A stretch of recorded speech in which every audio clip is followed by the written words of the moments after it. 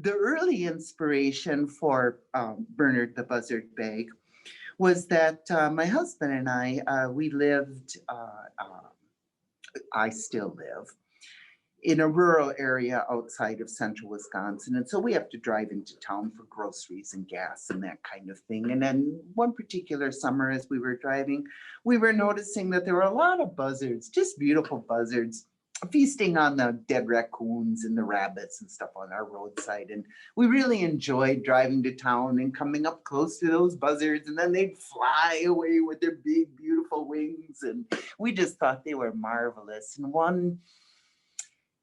one September day, we were driving into town, and the buzzard didn't get up and fly away. And we thought, oh dear, something must be wrong. We pulled over, and that poor buzzard, he just stayed on the ground. And so my husband got out of the car and he moved that poor buzzard off the side of the road into the cooler grasses, and we thought he was going to die. We went into town for groceries and we came back, and we thought we'd stop and take a look at that dead buzzard. And as we pulled over, he flapped one wing, and I told my Mike to get out, and actually what I said was put him out of his misery. And Mike got out of the car and he said that bird looked up at him with one eye, flapped one wing, and he couldn't do the deed.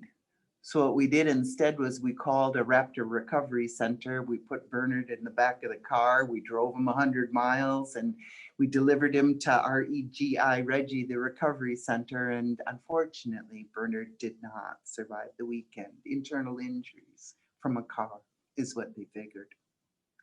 But I never really forgot about Bernard.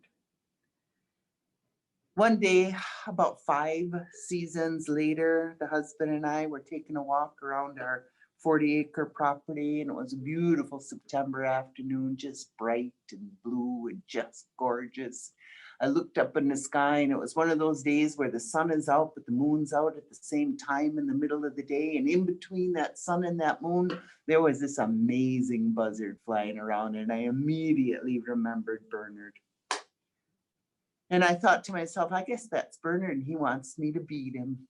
So I remembered the tradition about the story about how the birds got their feathers.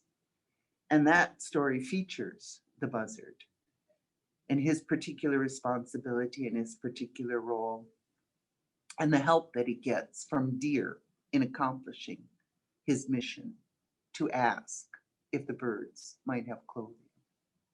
In that story, Bernard, he flies up, and he flies up so high in the sky that he gets so close to the sun that it burns his head. And they say that that story is true because look at Buzzard. His head is still red today from being burned by that sun. So I put that sun on that bag. I gave Bernard that red head. I decorated this bag with those toes of that deer, which were a gift from a friend of mine, Julia Marden, and her man, Chris. They sent those to me from the East Coast because in the story, deer gives up his life so that Bernard the Buzzard does not have to take time to hunt, and he can concentrate on his responsibilities to the bird community. So we put those deer toes on there to make those tassels. I used gold in here for the sun for a couple of reasons, because typically Native people don't spend a lot of time worrying about gold.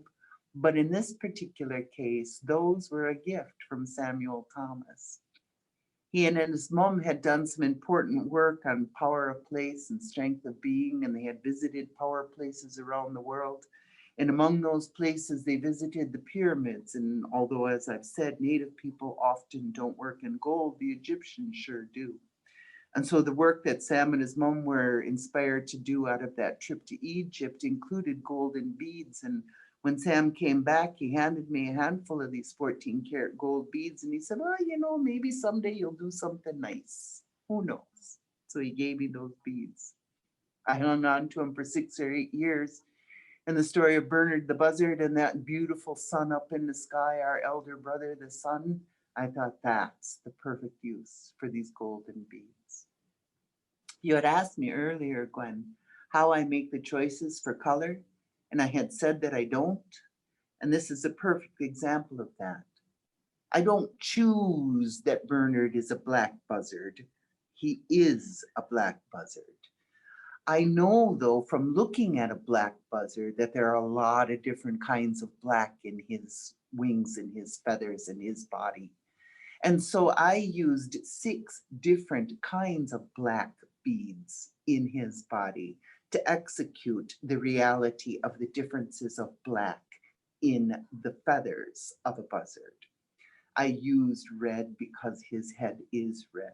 I used black because those are the right colors. I used gold. I outlined him in gold because the elder brother, the sun, shines on him. I don't make these choices. The tradition makes these choices.